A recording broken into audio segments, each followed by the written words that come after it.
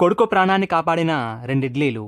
ఒక ఆవిడ ప్రతిరోజు తన ఇంటి పెట్టగోడ పైన ఆకులో 2 ఇడ్లీలు పెడుతూ వస్తుంది. ఆ దారి గుండా వెళ్తూ ఆకలితో ఉన్నవారు ఎవరైనా తింటారేమో అని. అయితే ఆ దారిని వెళ్లే ఒక ముసలాయన ప్రతిరోజు ఆ ఇడ్లీలు తీసుకుని ఏదో చిన్నగా గొనుక్కుంటూ వెళ్తూ ఉండేవాడు. అయితే ముసలాయన ప్రతిరోజు ఏమంటున్నాడు వినాలనుకుని ఆవిడ గోడ మీద ఆకులో 2 ఇడ్లీలు పెట్టి అతనికి కనబడకుండా గోడ పక్కనే నిలబడి ఉంది. కొంతసేపటికి ఆ ముసలాయన వచ్చి ఆ 2 ఇడ్లీలు తీసుకుని, నువ్వు చేసిన పాపం నీ దగ్గరే ఉంటుంది, నువ్వు చేసిన పుణ్యం వచ్చి నిన్నే చేరుతుంది అని ప్రతిరోజు ఇడ్లీ తీసుకుంటూ ఇదే మాట అంటూ వెళ్లేవాడు. ఆ మాటలు విన్న ఆ ఇంటి ఆవిడ చల్లగా ఉండమ్మా అంటూ చేతులెత్తి మొక్కకపోయినా పర్వాలేదు, ఇడ్లీలు బాగున్నాయని చెప్పకపోయినా పర్లేదు, కనీసం ధన్యవాదాలమ్మా అని చెప్పడం కూడా తెలియదు ఆ ముసలాయనికి. ఏదో చెత్తవాగుడు వాగుతూ పోతున్నాడని చాలా కోపంతో రగిలిపోయింది. కొన్ని రోజులకి అతను అనే మాటల్ని తట్టుకోలేక ఆ ముసలాయనికి విషం పెట్టి చంపేస్తే బాగుండని అనుకుని 2 ఇడ్లీల్లో విషం కలిపింది. కానీ వెంటనే తను చేస్తుంది తప్పు అని భావించి, నేనేంటి ఇలా మారిపోయాను, అతను ఏదో అంటే నేనెందుకు ఇలా చేయాలంటూ ఆ విషం కలిపిన ఇడ్లీలను పడేసి మంచి ఇడ్లీలను గోడపైన పెట్టింది. ఆ ముసలాయన ఆ రోజు కూడా వచ్చి ఇడ్లీ తీసుకువెళ్తూ,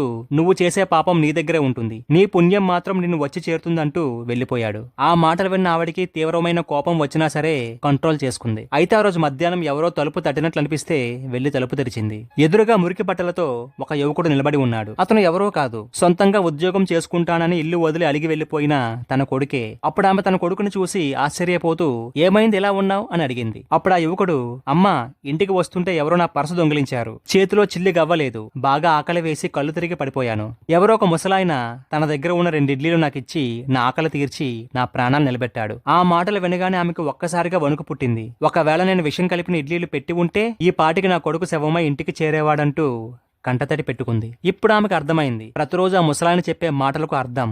నువ్వు చేసిన పాపం నీతోనే ఉంటుంది, నువ్వు చేసిన